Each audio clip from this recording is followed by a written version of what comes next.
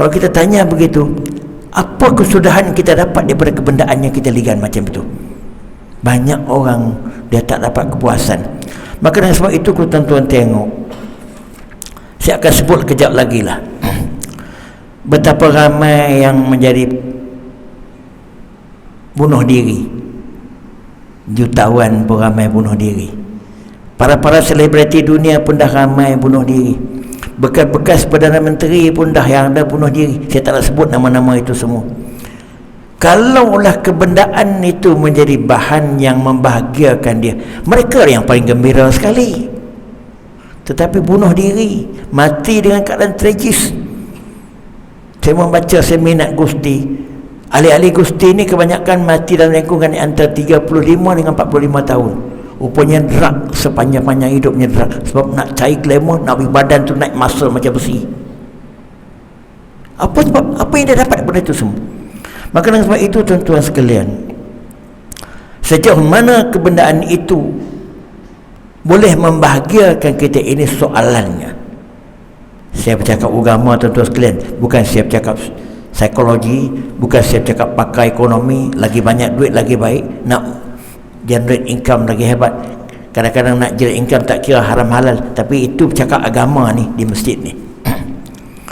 Tetapi akhir-akhirnya, dalam kita mengejar agama yang dalam arti kata bujur lalu lintang patah macam ini, apa yang kita dapat? Tuhan sebut dalam satu ayat lain yang ringkas, surah Ali Imran juga ayat 185, wa mal hayatud dunya illa mata'ul ghurur. Tidaklah kehidupan dunia itu tidak lain tidak bukan melainkan keindahan atau nikmat yang menipu kamu. Bagaimana dia menipu kita? Bagaimana orang itu menjadi hina dengan kerana kebendaannya? Bagaimana dia tertempak dengan rasuah yang banyak sampai penuh dengan kehinaan?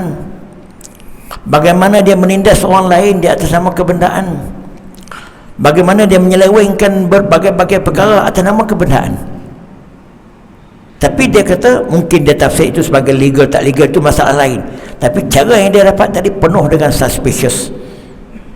Akhir-akhirnya dia menderita kerana kebendaannya. Itu yang dikatakan kita tertipu dengan dunia. Maka dengan sebab itu, tuan-tuan sekalian, Tuhan memberi amaran dengan keras, jangan kita mencari kebendaan, keduniaan sampai peringkat yang macam itu.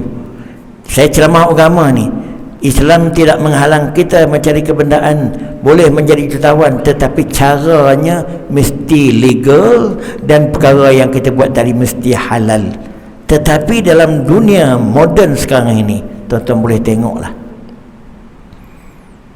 Tuan-tuan tengoklah.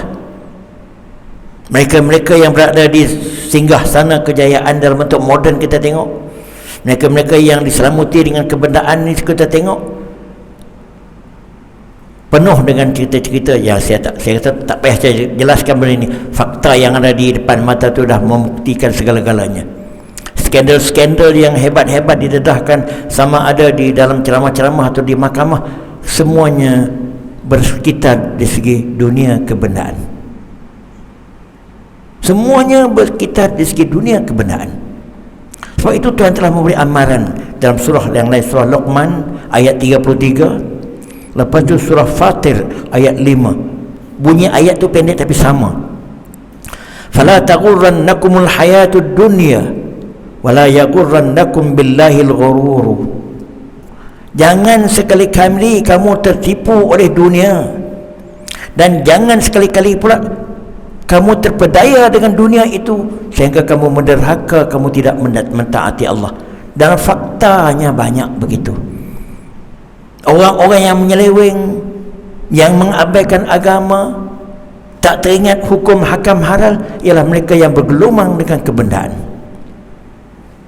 Ini realiti yang tak payah kita ulaskan. Memang ada yang kaya-kaya dengan baik, kita tak nafikan.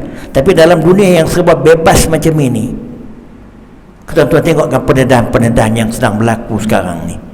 Sampai kita tak terbayang negeri kita yang kecil macam ini sampai berada dalam keadaan begitu. Apa sebab? Kebendaan menguasai segala-galanya. Apabila keadaan begini bermaharajalela, maka kesannya kita tanggung sekarang. Kesannya anak cucu cicit kita akan kita tanggung. Jadi mengapa jadi begini? Kerana ramai manusia menyalah tafsirkan konsep kebahagiaan hidup. Lantas mereka sebut bahagia mesti harta nombor satu. Sebut saja bahagia mesti rumah besar.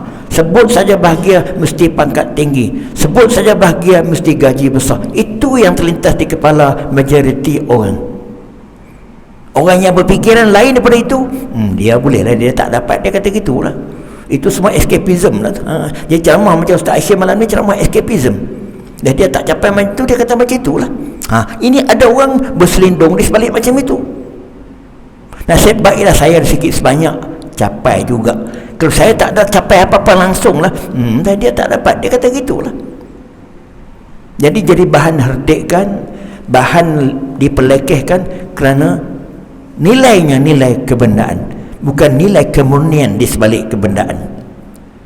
Maka dengan sebab itu tuan-tuan sekalian, pahaman yang macam ini kita akan soalkan kejap lagi sejauh mana kebendaan dia boleh membahagiakan dia. Sebab itu Tuhan telah memberi amaran dalam satu ayat yang agak sinis, dan saya ceramah tempat lain orang agak tak apa-apa nak puas hati lah, iaitu harta benda kita dan anak-anak yang kita banggakan, termasuklah kroni-kroni, tidak semestinya membahagiakan kita.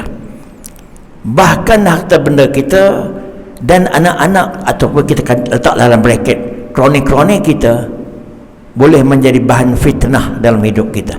Fitnah ini dalam agama, kalau tak kena kita buat, dia akan memudaratkan kita, menjatuhkan maruah kita. Kalau kena baik, benda itu menjadi baik. Tuhan sebut dalam satu ayat, wa'alamu annama amwalukum wa auladukum fitnah innallaha indahu ajrun azim. Surah Al-Anfal ayat 28 dan surah At-Taghabun ayat yang ke-15. Ketahuilah wahai manusia, sesungguhnya harta benda kamu dan anak-anak kamu boleh menjadi fitnah kepada kamu. Sesungguhnya di sisi Allah itu ganjaran yang lebih besar daripada itu. Bermakna janganlah kamu dengan kerana anak, dengan kerana harta benda, kamu lupakan Allah, sedangkan ganjaran segi Allah terlebih. Fitnahnya begini tuan-tuan sekalian. Kalau kita tengoklah, saya dah bertemu dengan banyak kawan-kawan saya. Dia kata, saya Ustaz, saya boleh mati lah dengan anak saya tu. Anak dia menjadi, saya semalas cakap lah, ada masalah. Saya pun macam ni, boleh mati dengan anak saya ni. Tapi dengan kehendak Allah, 2 tahun kemudian dia meninggal sungguh. Saya bertemu bual dengan seorang bapa yang anaknya menjadi penyakit dadah. Saya Ustaz, saya doa bagi anak saya tu mati Ustaz. Hidup pun tak nak guna apa-apa pada saya.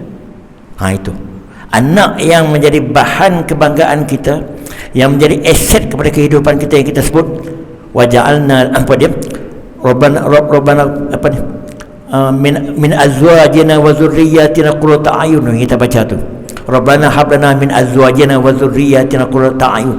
Ya Allah Tuhan kami, berilah kepada kami cahaya-cahaya mata, maksud anak-anak. Anak yang sepatutnya menjadi cahaya mata kepada kehidupan kita, tapi anak itu menjadi misery kepada kehidupan kita apabila terdedah benda-benda begini. Bapaknya sendiri mendoakan anaknya itu mati. Pak anak yang tidak memenuhi kehendak dia. Sebab itu kita fitnah. Tapi betapa banyak orang yang bahagia dengan anak-anak, anak soleh, anak yang mengingati dia, anak yang membela dia. Itu cahaya mata. Dia panggil qurrata a'yun, anak yang menyebabkan dia begitu berlenang air mata kesayuan melihatkan anaknya yang bahagia. Manakala harta pula dikata, harta kamu boleh menjadi fitnah kalau kita dapat secara illegal. Itu kes sekarang seperti saya sebut tadi. Betapa banyak orang menjadi hina dengan kerana kebendaan yang dia dapat. Orang tahu harta yang dikumpulnya tak sepadan dengan sos income yang dia dapat, orang jebeh je, walaupun dia tak didakwa, tak dia apa, tapi orang jebeh je. Kalau dah macam itu, saya ada satu pengalaman, satu tempat, anak saya berkawan dengan satu orang somebody terkenal. Orang tu terkenal, tapi ada kes, apabila anak saya berkawan dengan orang budak kawan dia ni, si anak ni tak mengaku yang si anu tu bapak dia, walaupun semua orang tahu. Anak sendiri tak mengaku kata itu bapaknya, sebab bapak tu dah terdedah dengan skandal-skandal dalam hidupnya. Saya cakap umum sebagai contoh. Jadi itu sekali. Sebab tu dia katakan sesungguhnya harta benda kamu dan anak pinak kamu boleh menjadi fitnah kepada kamu. Tapi kalau harta yang legal, harta yang syar'i, harta yang elok, kita senang lena. Orang hormat kita. Kita kata dua orang yang dia dapat harta yang elok, halal, orang tahu semua, dia pula bersedekah, berinfak, orang suka kepada dia, orang berdoa. Kalau dia buka kedai makannya lagi laku, kalau dia membuat kontrak apa-apa semua, dia dapat kontrak lagi banyak, keberkatan daripada yang baik. Begitu juga kalau anak yang soleh pula, anak yang mengembirakan dia, anak yang menjadi mencurahkan amal ibadatnya sampai ke dia mati. Sebab 3 perkara yang akan menjadi bekalan kita sampai ke akhir hidup dan sebagai menjadi berkekalan pahalanya, iaitu sedekah jariah, anak yang soleh, ilmu yang berfaedah. Jadi ini boleh jadi sama ada harta tadi mendatangkan kebaikan kepada kita, anak-anak boleh mendatangkan kebaikan kepada kita, atau sebaliknya. Tetapi dah banyak dah keadaan sebaliknya berlaku.